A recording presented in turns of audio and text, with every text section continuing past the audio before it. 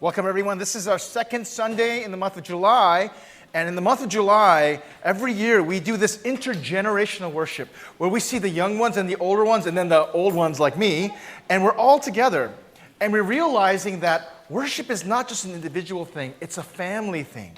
In fact, when we go to heaven, what is worship going to look like?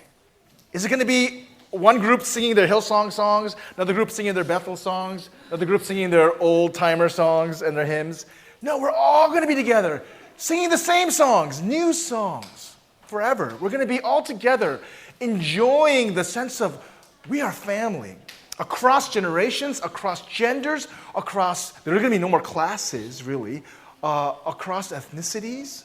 That's the great part. We're practicing for heaven. And so it means also that in many ways, as we worship, we have to deal with some inconveniences. We have to realize that not everything is at our exact level all the time. But actually, that's what the great part of worship is. It stretches us to make room for other people who are not just like us. There's a whole generation who are worshiping as narcissists. That big word means I love myself and everything should apply to me. But what is Christ like? He is so other-centered. So the worshiping body of Christ, the bride of Christ, looks like him, able to make room for others in a hospitable way, but also the ability to engage God together. This season we're going through head, heart, and hands. What it means to grow at our different levels, of course, but the same level of maturity for everyone, as we talked about last week, is the maturity and the fullness of Christ.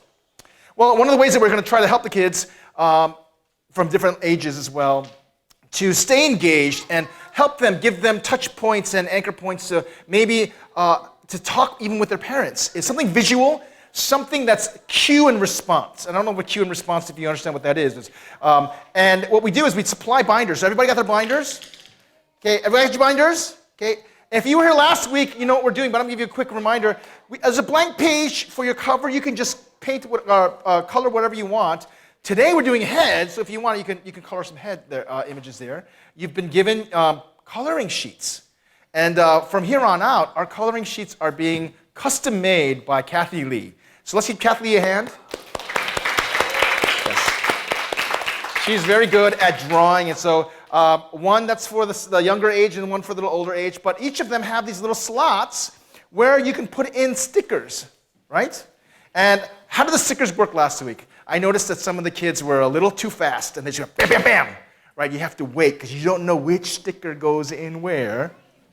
It's a way to help us to follow this as a cue and response. So every time it's time for a sticker and a response, like a fill-in or so on and so forth, you'll hear this. Yes. Last week it was a little too loud. Freaked people out. Yes. But as long as you can hear that, you'll also see that there's a specific sticker will come out. Right now you're seeing the 3 for today, and there'll be a little fill-in response. And so just be ready for that. Parents, you can help your kids. But if don't do it for them, just help them. Because at the end, of course, what ends up happening is there is a prize, right? Yes. Yes, this is what all the kids are waiting for. And just like last week, some kids actually got their on-time prize. There was a little clock face showing 11 o'clock, old school version, not the digital version. And if you come by then, there's a stamp that's placed on it. And when it's time to get your prize, you get 2. And so we're going to keep doing that. All right. I want to basically shift now to talk about the content of our message. What are we going to think and talk about afterwards? And this is our prayer each time, what does God want us to hear? How does God want us to grow and respond? Because God is a communicative God. He speaks, He shares, He prompts, He keeps us accountable, He has plans, and He's such a relational God. And so the clearest picture of who God is shown as God as Father, God as husband, right? God as friend, God as teacher. These are beautiful descriptions of who God is, how He relates to us. Well, I am a father, and so I know what that looks like to want so much for your child to grow and to be walking with them and teaching them and enjoying even the learning process. I got permission for this, but this is Ellie. And this is when she's about 3 years old. And she's a pastor's daughter. She didn't have any choice in it, so she was being taught how to pray before her meal. That's her cereal. And she's being taught to pray. I don't know what she prayed, but she looks like she's praying. I don't know. Maybe she's following what she sees in me. I do this when I pray. I scrunch my nose up, right? Put my hands together. And we taught her the Lord's Prayer. We taught her different ways to pray. And so she went to Sunday school. Okay? On Sundays, she would be learning about God and about Jesus. We were at a church where her teachers were not full English speakers. And so when she was learning in such a way that she would come home and we'd ask her, Ellie, what did you learn today? And she would be like, I learned about Jesus. Right? No, Ellie, Jesus. Repeat after me, Jesus. Jesus. My teacher said Jesus. Right? So she's a good learner, right? She even bucked in and responded to us. But along the way, she's 3 years old, and we're planning to tell her, you don't just go to school on Sundays. You get to go to school like Monday through Friday. And it's a different kind of school. It's not a Sunday school, it's a learning school. She's like, learning school? Right? She's kind of excited about it. She didn't know what this thing was, but that's what she would learn. Because the only learning school she had was our home. And she had a lot of questions, like all little children do. And she would ask questions like, why is the sky blue? Why is the grass green? Why is this? Why is that? Why is this? What is this? What is that? And my wife, after coming home from a hard day of work, she really didn't have the energy to explain to her and respond to all of her millions of questions. So my wife is very smart, and she decided that's my husband's job. And the way that she told Ellie, I don't want to answer your questions, is not by saying, get away from me, I don't want to answer your questions, I'm tired. She would say, I don't know. I don't know. And so Ellie would come up to her and say, Mommy, why is the sky blue? I don't know. Okay. Why is chicken taste like chicken? Yeah, that's a funny question, right? I don't know, right? And so she would kind of wonder, and she would come to me, and I would do my best. I would phone my way through it, trying to explain to her sometimes a little too much information. Well, the sky is blue because of the refraction off of the different molecules in the sky. And she'd be like, right? So she had a hard time, poor kid, growing up. But she kind of made some conclusions. Every time I ask Mom, she doesn't know. And she's expecting me to go to learning school where you learn. So one time she got fed up, and my wife is like, I don't know. And so she said to Mom, Mom, you don't know so much. You need to go to learning school. Well, there's a lot of people who have that, not just appearance, but reality. If you ask them a question, right? And sometimes those late night shows, they do a great job. They'll ask a simple question, right? About Declaration of Independence, about how many states there are, or simple question about who's president or so on. And the most ridiculous answers. There is a pretty strong level of ignorance about basic facts in the United States that people actually don't know that much. The sad part is, the group who actually are seen as, whether they are or not, sometimes they are. The ones who are the most ignorant, the ones who know the least about our world and about God are Christians. Okay? Sometimes Christians make other Christians cringe, right? No, that's not what Jesus said. Fake Christians, so ignorant, right? But that's the assumption of a lot of people, especially in New York. If you're a Christian, you don't know so much. How could you believe in this God that you can't prove and still say you're an intelligent person, right? Well, there is almost a comfortable ignorance in this because, yes, it's true. God is beyond our full knowing. We can't absolutely know everything about him. There are places where he is really mysterious. And so when we answer that way about who God is and about life and about nature and so on and so forth, people actually look at Christians and say, man, you guys are so comfortably ignorant. Bertrand Russell is kind of an atheist who really took Christians to task. And he said, most Christians would rather die than think. That's the Christians that he came across. He would ask them questions, and his conclusion is, you need to go to learning school. Most Christians would rather die than think. In fact, they do. Well, the great part is the thinking Christians would agree. C.S. Lewis would say, Let's go back here. God is no fonder, my bad. God is no fonder, somehow that got wiped out.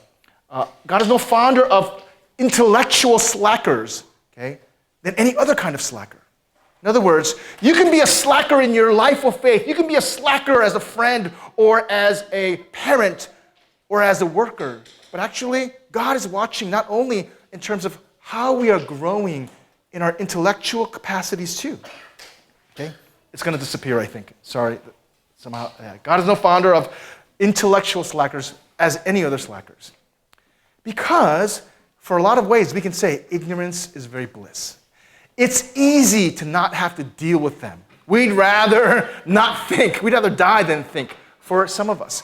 These are tough questions. And in fact, it's too busy. There's so much to know. There's so much to grow. Why waste your time on thinking clearly about God, about the world, and how they work together? But there's something about the thinking process, the rational mind God's given us, that is so central to how we grow. That in fact, if we only obey, if we only do what we're told and we never think, our growth and our relationship in Christ is really, really thin. Some people would say that they look at the American church and say, wow, it is thousands of miles wide, 6 inches deep. The God who not only speaks to us and meets us through the scriptures and through the Spirit, He's the one who made everything. And in order to grow, something has to change in our mind. Our thinking has to be renewed. So in Romans chapter 12, it says, do not conform to the pattern of the world.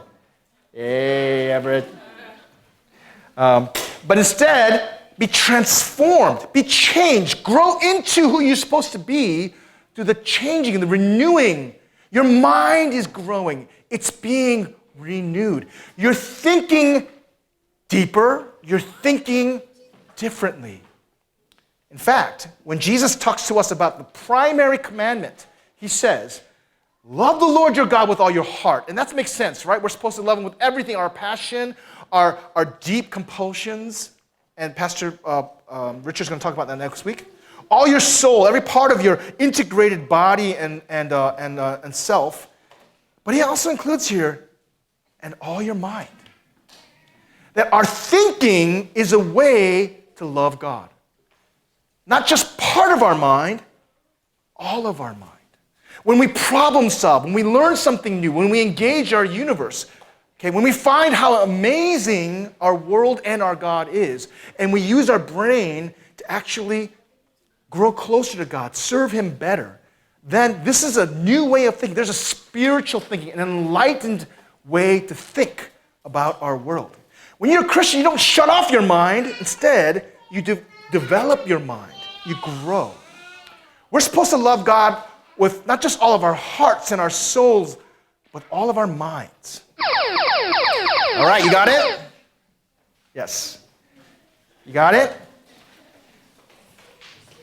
So a Christian should love the God not only with knowing the Bible and knowing the Christian songs, but knowing about the world, knowing about spiders and about chemistry and about even computers. These are ways, because everything is a part of God's word which He created.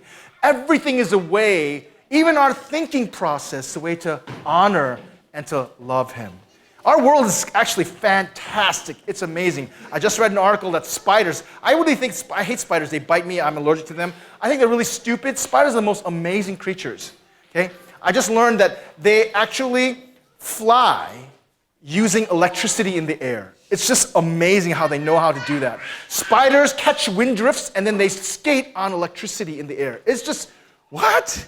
They can make webbing that with ultraviolet, actually they paint a picture of a flower. So flies will come and bees will come and other flying insects will come because they see the flower that's hidden in the webbing. It's just amazing what God has created. And there's a place for us to use every part of our minds to know Him, to worship Him, and actually to grow in our spiritual life with Him and with others. We're supposed to love God, not just with our passions and our souls and our bodies, but with all of our minds. All right. Well, okay, that didn't work out well, sorry. The fonts are off. Here, let me walk you through this. So, this is what's going on. Most people, when they think of Christians and how we're supposed to love God with our minds, they actually would say, no, Christians are the most ignorant people. In fact, we have proof. In history, there's this 1,000-year period between 500 AD or CE, depending on which you use, and 1500, where this massive chunk of our history, almost everybody in Europe was Christian, but they call them the Middle Ages. But what do they call them? The Dark Ages, right? Why is it the Dark Ages? Because they say after Rome fell, all the barbarians took control. There was no education. There was no art. Nothing was happening. There was the Black Plague. Everybody was superstitious. Everybody hated each other. The church was bad. That's the darkest time in all of Europe. And that's what we're taught. If you see movies, that's what they say. They show you Christians being so superstitious, so unable to love God, so small-minded. But in fact, if you're a good historian, you find out that, wait, that was not the case at all. That was not the case at all. Okay? In fact, there is this guy named Rodney Stark, and he wrote this book called Victory of Reason. Okay, so those of you who like to read, this is a fantastic book. In fact, it's very readable, and it actually walks you through all the misconceptions about how Christians lived and built society and civilization in the Middle Ages. When everybody's saying it's the darkest time, did you know that amazing innovations were happening? Because Rome fell, and the tyrants of Rome, the powerful people in Rome, they were squeezing every life and every strength out of everybody else. They made this incredible Colosseum and these roads. How? Using slaves. But when Rome fell, over the course of time, Christians in Europe, they got rid of slavery. Did you know that? And they began to actually live their lives not only freedom, but amazing health. Those windmills that you see in like Netherlands and Dutch places, they all came up during the Middle Ages because they were using wind power. They were using water, they're damming water and using as power sources to grind and so on and so forth. So much so that they said on average, 1 out of every family in Europe had access. 1 out of 50 families in Europe had access to a water mill. That's how many there were. There were so many windmills that they had to argue about who had property over the wind, which wind. This is how they were developed. They developed the plow, they developed the horse collar, and so they were farming like crazy. People were living really well. They were developing their economic system. They were developing their art and if you go to any, like the Met or so on and so forth, you'd be amazed at the level of beauty and art there was in the Dark Ages. It was Christians. And the reason why I'm saying this is because when you look at a certain period of time, right as kind of Christianity is developing in the quote-unquote Dark Ages, and you're looking at Islam and you're looking at China, the two main world powers, guess what? Nobody in China or in Islam had these kinds of technological, had these kinds of cultural, artistic developments. In fact, Chinese scholars are actually asking themselves that question. How is it that we have all these resources, all these people, and this small, dark, backward country that lost 1/3 of its population, 1/2 of its population twice? They grew so fast and so strong. They wanted to know. And you know what the interesting solution is? The Chinese scholars, the historians said, it wasn't resources, it wasn't technology. You know why they say Europe grew so fast and so strong? It was faith. It was their belief in a rational God that caused them to actually invest and to change the way they live. They wanted to love God with their minds because their God was a God who had a mind, and it changed their life and their living. This is a simple way of kind of wrapping up of what he said. The Christian image of God, as opposed to the Muslim image, as opposed to the Chinese image of God, the Taoists and others, the Christian image of God is that a rational being, somebody who thinks and thinks regularly and consistently. A rational being who believes in human progress. That, in fact, a lot of cultures wouldn't try to figure out nature because it's a mystery, it's whimsical. Why invest there? But they knew God is a God of moral laws, and so he is also a God, also in his creation. There should be a law-like nature to it. And God wants people to grow and develop. There's a future he wants to bring them to. And so they had so much encouragement theologically in their faith to put all of their energy into how do we use our mind to make life better. More fully revealing himself as humans gain capacity to better understand is actually wrapping up him saying, the Christians, if you read their writing, they believed that as they grew up in the faith, as they grew up, they would understand God more. As they studied, they would understand God more. They had so much faith about this God that they could love God with their mind. And no other religion, no other massive culture had that. Moreover, because God is a rational being and the universe is his personal creation, it necessarily has a rational, lawful, stable structure awaiting increased human comprehension. It's like they believed we were like children.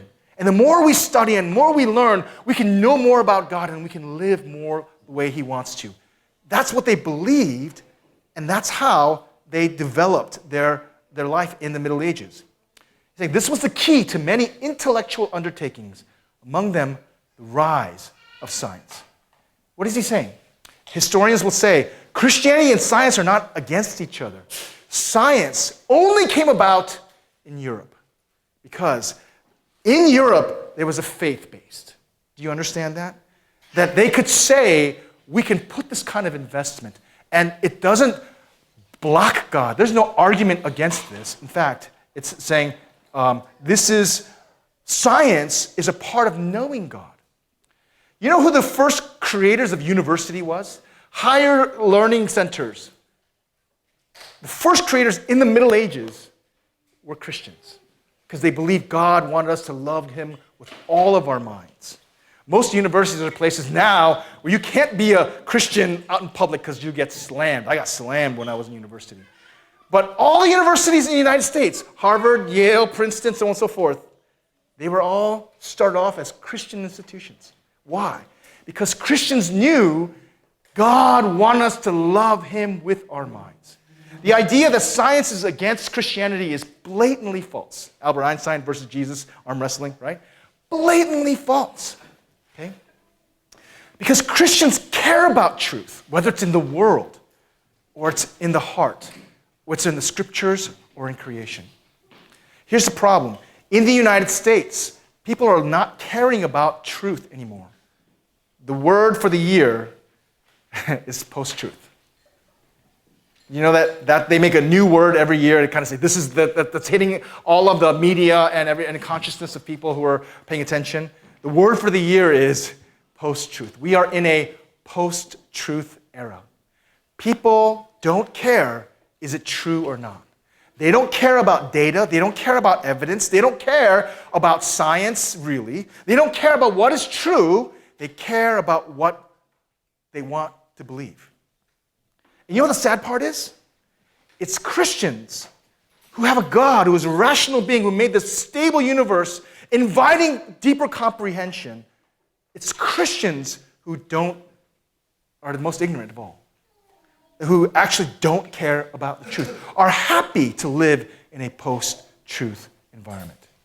And this is going to be growing more so. This is actually something that this one guy named Mark Knoll, a historian, it's been a while, I think in the 90s, late 90s, he wrote a book called The Scandal of the Evangelical Mind. He actually said, we're in trouble because Christians, evangelicals, people who believe in the Bible, don't care about truth anymore. We're not thinking, we're not loving God with our minds. Because somewhere along the way, what's going to happen is we're going to be divorced from Jesus. It's Jesus who said, I am the way, I am the truth, and I am the life. Okay? He is the way to the Father. Relationally, you can't get to God, you can't know God. But he also is this concrete, objective, real truth about God. He himself is the living embodiment of truth. That as we wrestle with his truth, we get to live well and right. And so as a Christian, we want to love God with all of our minds, we have to value truth. Truth has to be important to us. I don't know about you, but I'm actually a scientist by trade, and so when I do my Bible reading, I'm paying attention to data. I'm paying attention to what's being said. I'm not paying attention to, this is what I think it feels like. I'm looking carefully at history. I'm looking carefully at truth. I'm a scientist by trade, and that helps me. But actually, I know you don't have to be a scientist. As a Christian, you should care about what is real, what is truth. You should, if somebody says something, if I tell you something, you should say, where is it in the Bible? Where is it in the evidence? Now, we can't know everything, but we should actually be serious about the truth. We should value it. We should teach our children the truth matters, even when it costs us something, as it did Jesus, as it did all of those who follow him. Okay? Jesus cared about the truth. This is 12-year-old Jesus. Okay, and you know the story. He's left home alone, but actually temple alone. His parents forget about him, and he's stuck in the temple for 3 days. And what is he doing? Mommy, Daddy. No, he's sitting there asking all kinds of questions to the greatest minds of their country, the rabbis and everybody there, publicly. And he's giving answers. He is so consumed with the truth that at age 12, guess what? He is talking and engaging and dialoguing about the truth of God with the greatest minds of his generation, of his people. That's the way it should be. Did you know that 12-year-olds in their education system, many of them have already not only memorized the first 5 books of the Bible, okay, Genesis, Exodus, Leviticus, Deuteronomy, and Leviticus, Numbers, and Deuteronomy. 12-year-olds will have memorized that. That's a lot of work. That's a lot of, valuing truth. Some of them, as they're growing into and continuing on, they will have memorized the whole Old Testament. Not just rabbis, just people. That's what it means to be a part of the people of God, to really care about God's truth and the truth of the world, all truth. Okay? And so, as we're kind of wrapping this out, I wanted to point out how important it is for us as Christians. If God is who he says he is, then he's inviting us to know him and love him, to serve him with all of our minds.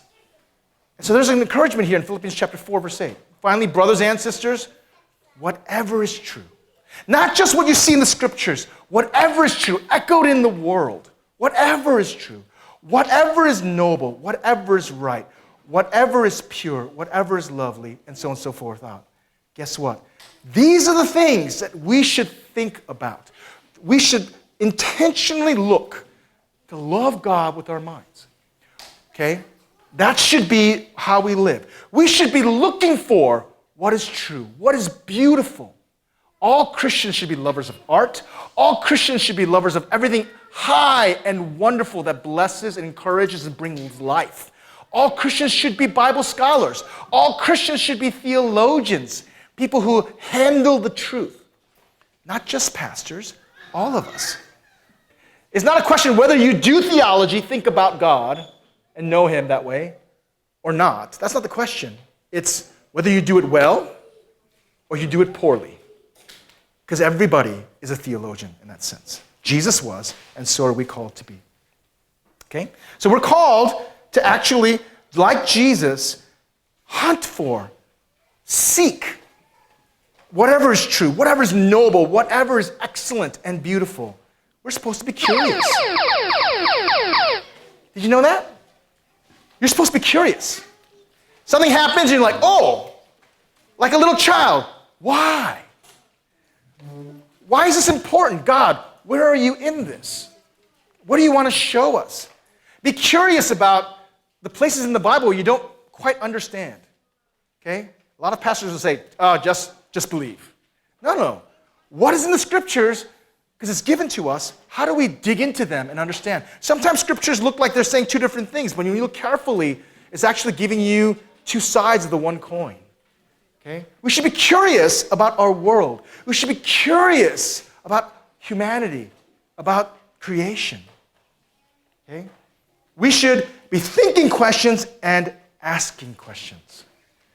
Okay? So if your child says, why is the sky blue, so on and so forth, you can say, I don't know, but you can say, I don't know, let me find out.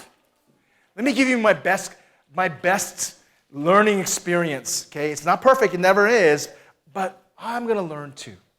Most of us, by the time you get to my age, I'm 48, most of us have stopped being curious. Oh, I'm so tired of books. I'm so tired of people talking. It's like, I know everything I want to know and I'm done. But actually, what it means to be a Christian is to love God with all your mind, all the way through. And if you've lost your curiosity, if you lost your marveling, you see something and go, oh my gosh, this is so beautiful. Why? Something is off in your relationship with God. Because God will take that, your curiosity, your marveling, your hunger, and He will grow you deeper. You know, Paul, the Apostle Paul, could not grow deeper without wrestling with truth. At the later stages of his life, as he has already been one of the top minds of his generation, he had to redo everything because he was hungering, he was curious, he wanted to know. That's the way it should be for us. All right. Let me give one more verse and a few more things and we're almost done. I love this verse. This helps me a lot. Because sometimes you just can't figure everything out. You can't understand everything. You're not supposed to. We're limited. And so there's this reminder that the secret things about who God is, about how we're supposed to live, the bigger questions of the universe, so on and so forth, secret things belong to the Lord our God. Because God is so good, He has planned for us to grow in our understanding in our minds. And so what does He say? The things that He's shown to us, revealed to us through His scriptures and through history, these things belong to us and our children forever, that we may follow all the words of this law. Isn't that interesting? Some of this is blocked off. It's locked. You cannot access it. Okay? As a scientist, we know this to be true in a lot of kinds of ways. But even as a scholar, as a Bible scholar, you know this. But there is a lot that God is constantly revealing, saying, this is what I'm like. This is who I am. This is how we are called to live. And everything we learn, it is good for not just us, but for those who are following. So I want you to think about this. How do you love God with your mind? Crack a book. Okay, I'm not talking about like just any book. A book that's going to be a little challenging. A book that actually makes you think. A book that actually maybe causes you to wrestle a bit about what is true about God and our world. Okay? Here's some book recommendations. All right. So, there's a book called Fit Bodies and Fat Minds. Okay? Isn't that funny? Fit Bodies and Fat Minds. It's not that big. It's a thin book. And the guy actually, he's the one who's saying, what happened to Christians? We used to be like Puritans who had such a love for truth and knowledge. What happened to us? And he walks you through some of the reasons why in a very readable kind of way. He kind of like starts off by saying he went to this one conference and he's talking about this and he's projecting his book, promoting his book, and this one beautiful blonde lady stands up and asks him a question. Dr. Guinness, tell me, after he's talking about how important it is to think about, have a clear mind and a faith that actually loves God with all your mind, she goes, you've been telling us all this about your mind, but how's your body, right? And his response was, lady, how's your mind? In other words, we are so focused on having fit bodies that our minds are not only flabby, but actually really off. It's a great book for us. A second book that's a little more chewy, but actually is a great book if you're interested, is The Christian Mind. How to Think Like a Christian. And the last book I have for you is called Take and Read. One of my professors named Eugene Peterson, he loved to read all kinds of books. Not just as a pastor, not only like the Christian books, but novels, poetry books, other kinds of things. And so he said, these are a bunch of different kinds of genres, and these are some great books that you might not have heard of, and this is what like a quick annotated bibliography, this is what I got out of it, really quick. So if you don't know what to read, buy that book and start off on a few. Yeah, some of them are a little chewy, I gotta say. One book took me 3 years to read.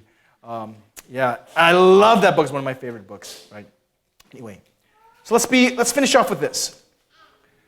Our thought life to God matters. If you don't think clearly, you will not know God clearly. You will not love God clearly. Okay? Paul says stuff like, I am convinced. Something convinced this rational, thinking man that nothing can separate him from the love of Christ. It wasn't just experience. It was what he saw, the truth of who God was. When push comes to shove, you haven't thought clearly, you haven't loved God with your mind, you don't know him, guess what? You're not going to be able to do the rest of the stuff, the heart stuff and the hand stuff. But it goes like, doesn't it? It starts here, then it moves down to the heart and moves forward to the hand. In fact, for a lot of people, that is the most natural, meaningful, full-blown way of loving God. I want you to bow your heads with me.